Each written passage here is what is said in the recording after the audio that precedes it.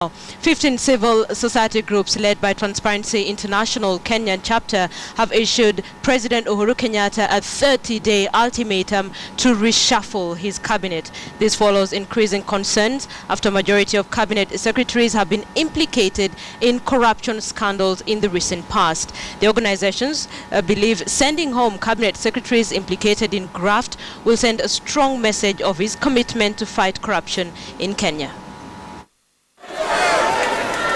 That Kenya has in recent days become a hotbed of corruption scandals is a state of affairs which the civil society says requires immediate action from none other than the head of state himself. And they want him to begin stamping his authority by kicking devolution cabinet secretary Anne Waiguru out of the cabinet.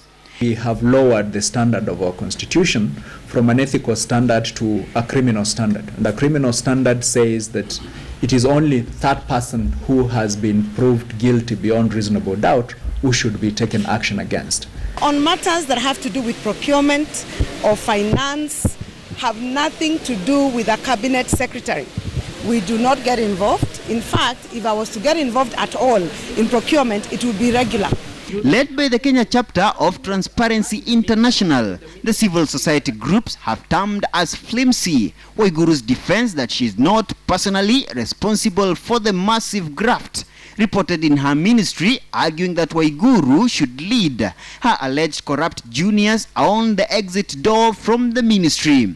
If a cabinet secretary can be held and can be acknowledged for putting toilets in Kibera, the same cabinet secretary can be held responsible for using pens that are inflated. I think that is the level of integrity that we need to see in our offices, in our public services, and that is the spirit of Chapter 6. Motion a process to review all public procurements done in the last 3 years to establish if there may have been any malpractices similar to those reported in the devolution ministry.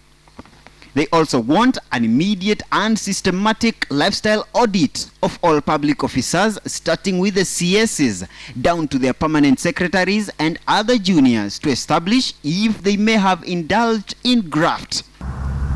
Further, Transparency International now says even cabinet secretaries recently cleared of graft by the Ethics and Anti-Corruption Commission should also be sent home, since their public image is already tainted. It doesn't even matter that they have been cleared of any wrongdoing or not.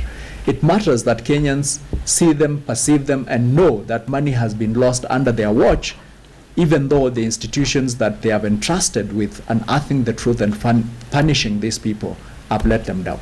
Should President Kenyatta fail to heed their demands in 30 days, then the civil society groups say they will lead Kenyans in demanding that he dissolves the cabinet.